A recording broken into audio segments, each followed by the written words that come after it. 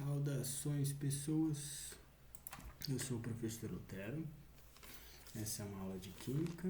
Nessa aula eu vou tratar do conteúdo de Química Geral. E essa aula é sobre a matéria. Bom, vamos lá. Hoje, então, a gente vai se aprofundar um pouquinho mais no conceito de matéria e tratar da classificação da matéria. Tá? Então, como a gente viu na primeira aula, da aula de conceitos fundamentais, a química estuda a matéria, que são as coisas que existem dentro da natureza.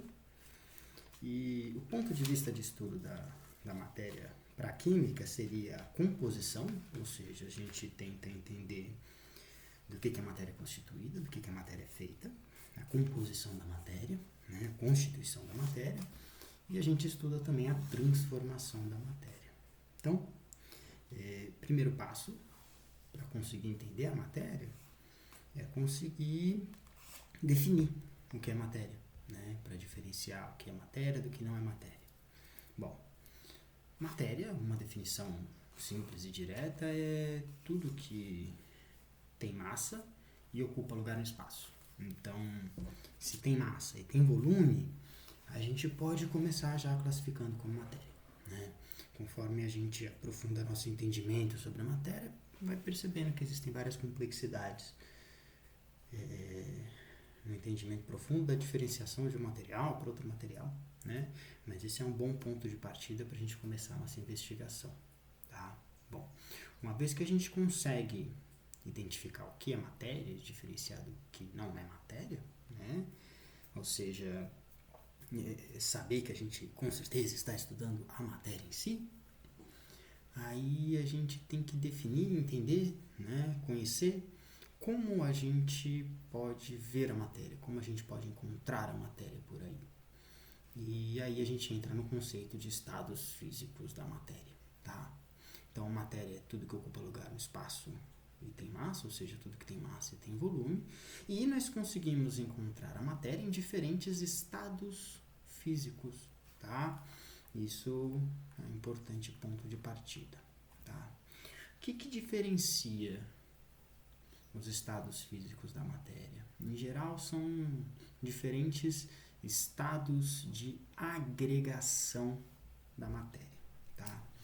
O que eu preciso, em geral, para mudar uma substância de um estado físico para outro estado físico, E como eu posso diferenciar um estado físico de outro estado físico? Bom, os estados físicos da matéria estão relacionados com graus de liberdade de movimento de um material específico, Então, ele pode se movimentar muito livremente ou ele tem muita limitação de movimentação.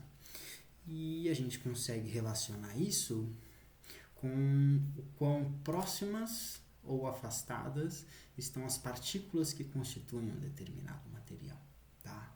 Então, vamos lá. O que eu preciso, novamente, para mudar, alterar o estado físico de um material? Se eu tenho uma substância sólida, eu quero derreter ela. Em geral, eu preciso aumentar uma coisa que a gente chama de temperatura, O que é essa coisa chamada temperatura?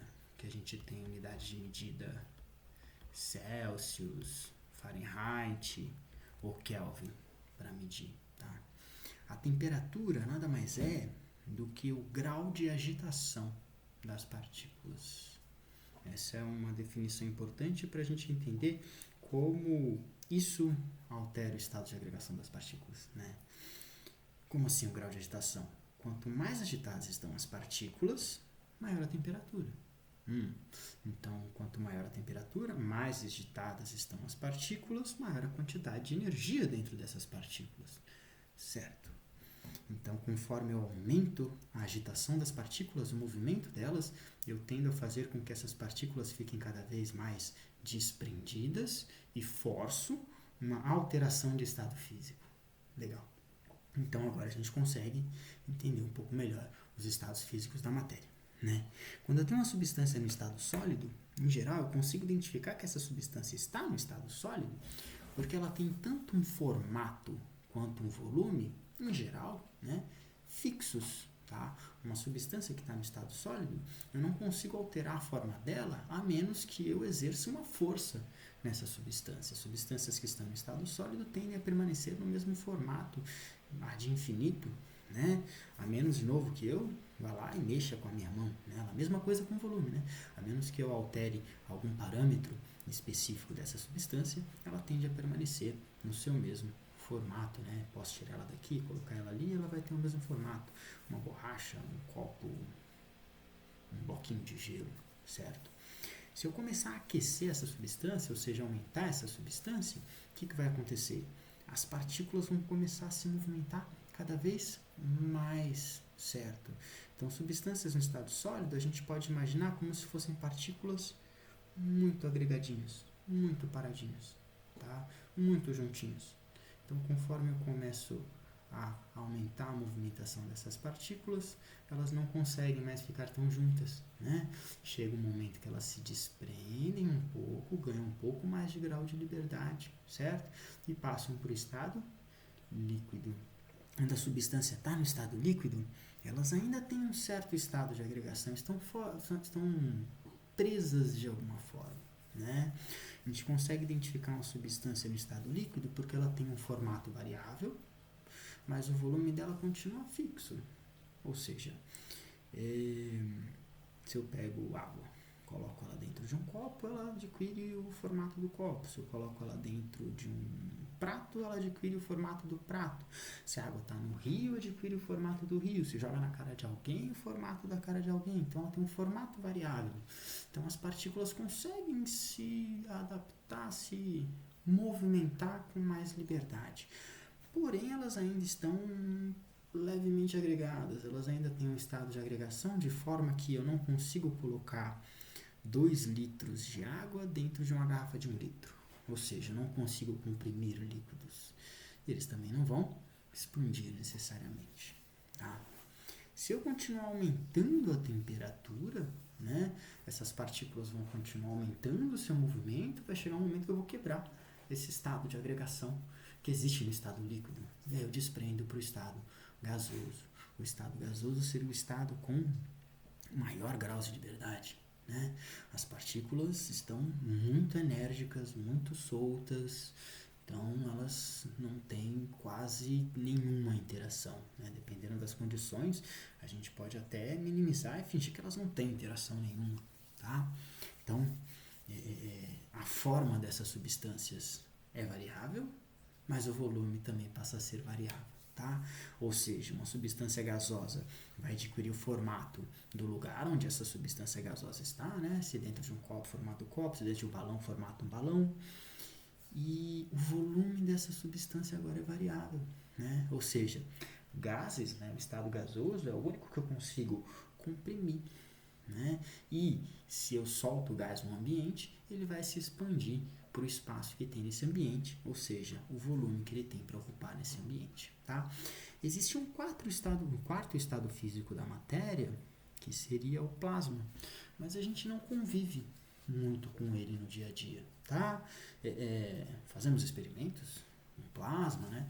Ele existe bastante no espaço, nas estrelas também, mas não convivemos tanto, então a gente não trata muito sobre ele. O plasma seria o estado gasoso com muita energia. Seriam substâncias gasosas ionizadas. Tá? Talvez eu possa tratar disso mais para frente, se for conveniente. Bom, vamos lá então. Uma vez que a gente conhece as formas que a gente pode encontrar a matéria dentro da natureza, né? Ou seja, os estados físicos da matéria dentro da natureza, agora convém, para conseguir entender um pouco mais a fundo essa matéria, que a gente classifique essa matéria. Tá? Como a gente consegue classificar, diferenciar um material de outro material, né? Porque se um mesmo material, como a água, por exemplo, pode se encontrar de 3 formas diferentes na natureza, né? Eu posso encontrar água sólida, água líquida e água gasosa dentro da natureza.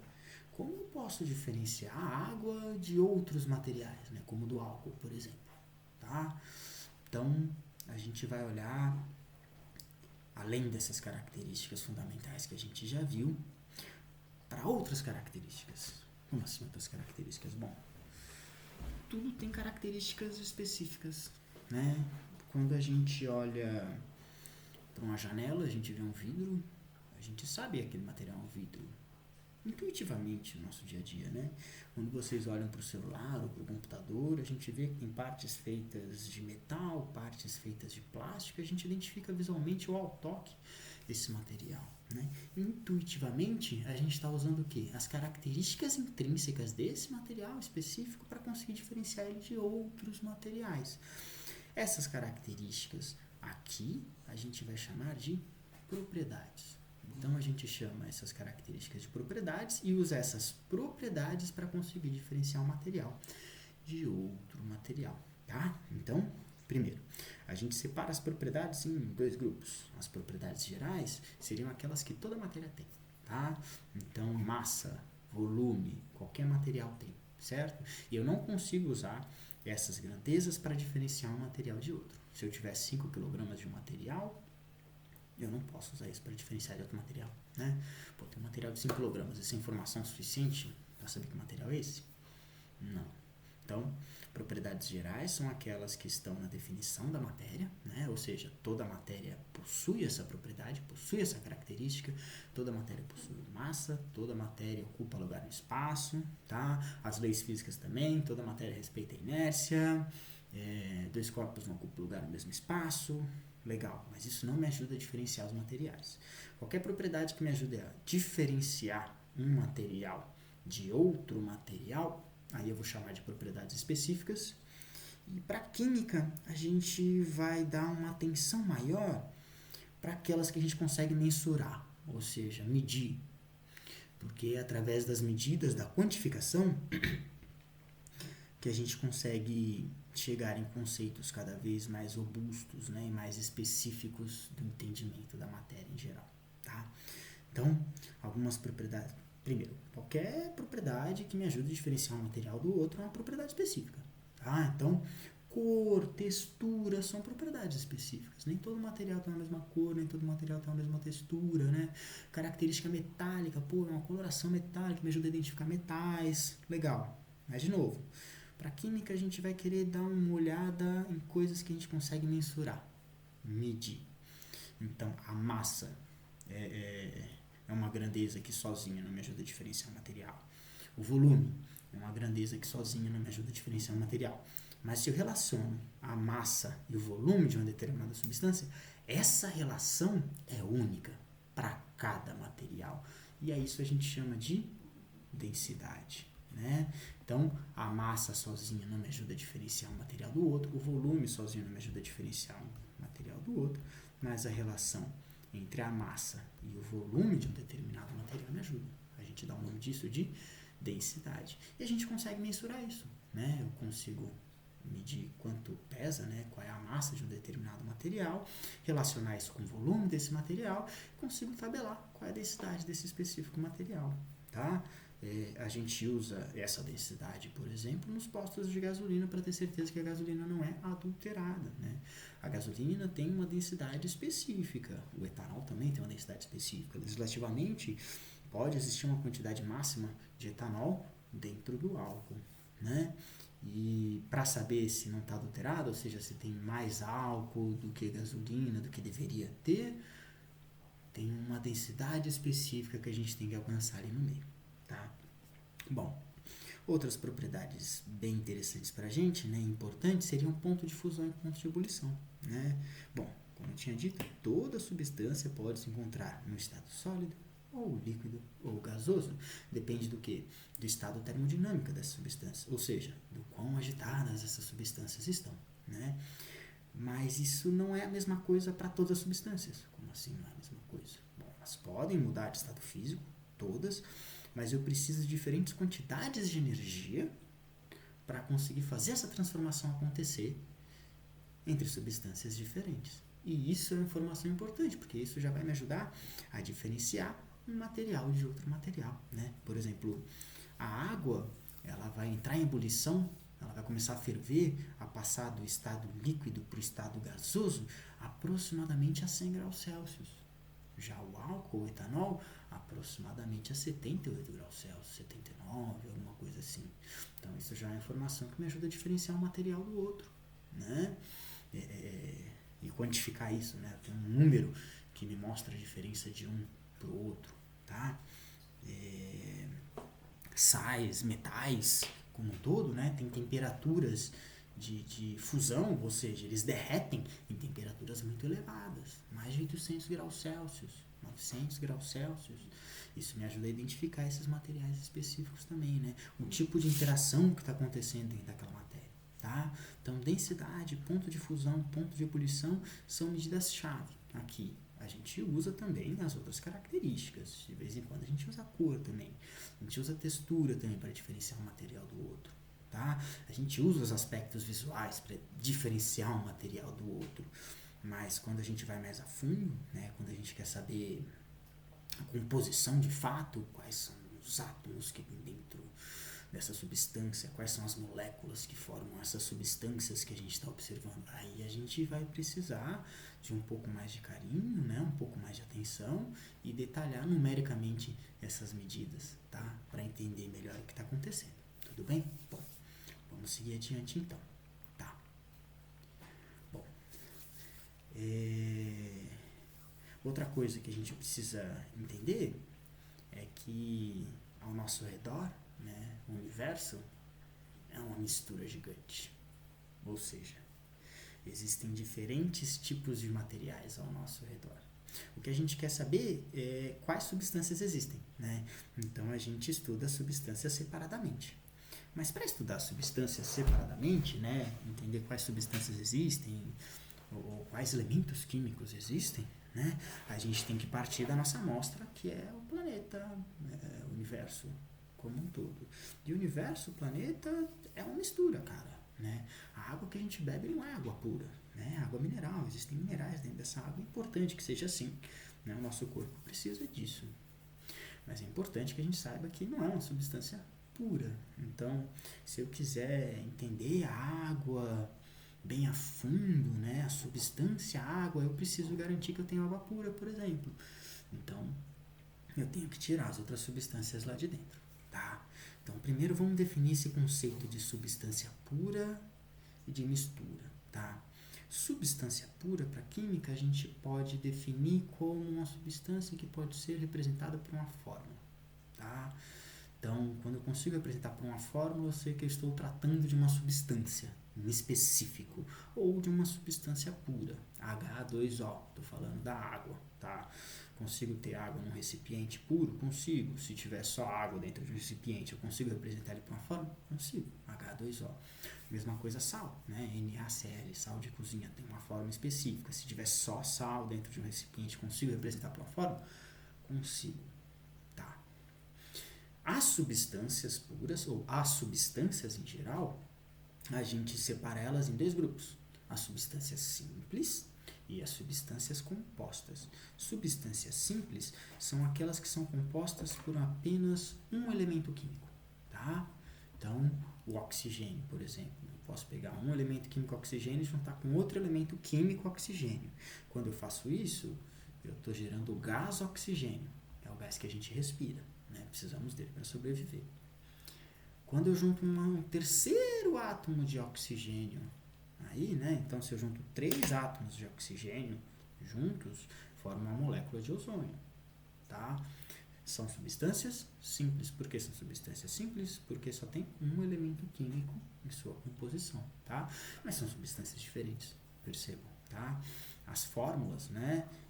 Representam as quantidades de cada elemento químico que tem dentro de uma substância. Mudar esses numerozinhos muda a substância que eu estou falando, tá? Cada substância tem uma fórmula bem específica.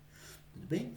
E se nessa fórmula tem apenas um elemento químico, eu estou tratando de uma substância simples. Se nessa fórmula tem mais de um elemento químico, ou seja, se na composição de uma substância pura, de uma substância, existe mais de um elemento químico, eu classifico essa substância enquanto uma substância composta, tá? Então a água mesmo, por exemplo, né? Ela tem 2 átomos de hidrogênio, 1 átomo de oxigênio, então ela tem 2 elementos químicos em sua composição, logo a água é uma substância composta. posso encontrar ela de forma pura, né? Ou seja, posso separar ela com uma substância específica, tá? Mas ela é composta porque tem 2 elementos químicos em sua composição, beleza?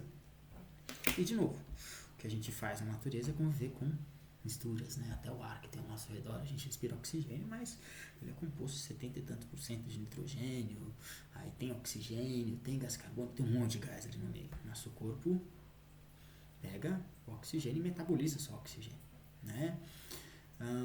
Como eu consigo diferenciar uma mistura? Bom, quimicamente a gente vai diferenciar uma mistura, em geral aqui, em função da representação por fórmulas, tá? Então, a substância pura eu consigo representar por uma fórmula. Legal, uma mistura eu não consigo, tá? Não é possível representar uma mistura por uma fórmula só. Por exemplo, se eu tenho água dentro de um pote, só água, consigo representar por uma fórmula? Consigo. H2O, legal. Se eu jogo sal dentro dessa água, vai ter água e vai ter sal. Formou uma nova substância? Não, eu tenho água e tenho sal misturados, né? Consigo representar por uma forma? Não, porque tem mais de uma substância ali, tá? Então, o fato de ter mais de uma substância no mesmo recipiente faz com que eu não consiga mais representar por uma fórmula só. Esse é o conceito de misturas, tá?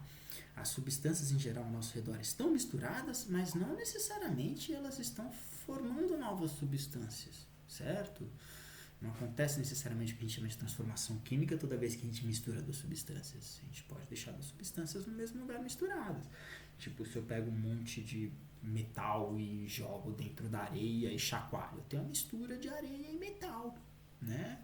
Talvez eu conseguisse ter uma fórmula para o metal, mas agora que está com areia eu não consigo ter mais. É uma mistura, tá? A gente consegue diferenciar substâncias puras e misturas também de acordo com suas propriedades, características. Cada substância tem uma característica, como eu tinha dito, né? Tem uma propriedade, tá? Ou uma série de propriedades, uma série de características. E essas características ajudam a gente a identificar e definir diferentes materiais. Quando a gente mistura os materiais, as propriedades meio que ficam bagunçadas também. Então, essas características diferentes, né, ajudam a gente a identificar tanto substâncias específicas, né, substâncias puras, quanto misturas também. Então, a densidade, por exemplo, quando eu misturo 2 substâncias puras, a densidade muda. Né, a densidade muda. Tem um problema antigo chamado problema de Arquimedes. Por exemplo, um rei pediu para um ourives fazer uma coroa. E deu uma quantidade de ouro para esse ourives fazer uma coroa. Só que ouro é muito maleável, então ele teve que misturar esse metal com outro metal, né? Fazer uma liga metálica para essa coroa ficar no formato específico e não deformar quando fosse utilizado, né? Só que o rei desconfiou que esse ourives tinha enganado ele. E aí ele queria saber se aquela coroa tinha quantidade específica de ouro que ele deu para esse ourives fazer, se ele não tinha engabelado o rei, né? E Arquimedes ficou pensando nisso. Como é que eu posso ter certeza que isso aqui é aquilo ali? Aí ele teve essa ideia de usar a relação entre a massa e o volume de um material, teve a ideia de usar a densidade. Então, densidade é uma medida mensurável que a gente pode usar para saber se a gente tem uma coisa misturada que deveria ser pura, uma coisa pura que deveria ser misturada, né? Como eu tinha falado do posto de gasolina, por exemplo, né? A densidade ajuda a gente a saber se a gasolina está adulterada, por exemplo, né? Claro que falta informação de qual densidade deveria ser a da gasolina padrão, né?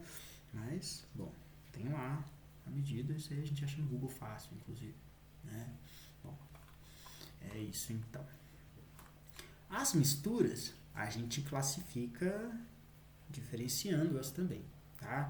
Só que as misturas a gente vai diferenciar, classificar de acordo com seu aspecto visual, tá? Então, a gente separa as misturas em misturas homogêneas e misturas heterogêneas, tá? Misturas homogêneas são aquelas que apresentam um aspecto único, né? Parece que só tem uma coisa ali dentro. Então, como eu tinha falado, da água misturada com sal, né? Se eu jogo sal dentro da água, o sal vai dissolver dentro da água, ele vai meio que desaparecer dentro da água, né? Se eu pego uma água com sal, se eu pego uma água com açúcar e dou na mão de vocês para vocês beberem, né, vocês não necessariamente vão perceber até tomarem um gole dessa água, né? Aí vocês vão sentir o sabor e vão perceber que aquilo é uma mistura, certo? O fato de parecer uma coisa só, né, faz com que tenha um aspecto homogêneo. Então tem, como a gente chama, uma fase só, né? A gente enxerga uma coisa só. Algumas ligas metálicas parecem uma coisa só também, né? O aço às vezes parece uma coisa só, mas tem diferentes metais ali em sua composição. Então são misturas homogêneas. Misturas heterogêneas, em contrapartida, são misturas em que eu bato o olho e consigo ver diferentes componentes dessa mistura, tá? Então, se a gente joga óleo dentro da água, o óleo não se mistura com a água, né? O óleo fica ali por cima. Eles estão misturados, de certa forma, mas eles não se misturam de forma que os dois pareçam uma coisa só. Eu consigo visualizar, eu consigo enxergar o óleo, eu consigo enxergar a água, eu consigo enxergar os dois componentes visualmente, tá? Então, isso caracteriza uma mistura heterogênea, tá bom? Então, aspecto visual para conseguir diferenciar as misturas. E aí a gente usa isso depois, tá? Como pista para saber como a gente pode separar essas misturas, né? Ou identificar quais componentes existem nessas misturas. Tudo bem? Para a aula de hoje é isso. Próxima aula eu vou tratar com vocês dos gráficos de mudança de estado físico da matéria. Tchau, tchau e até mais.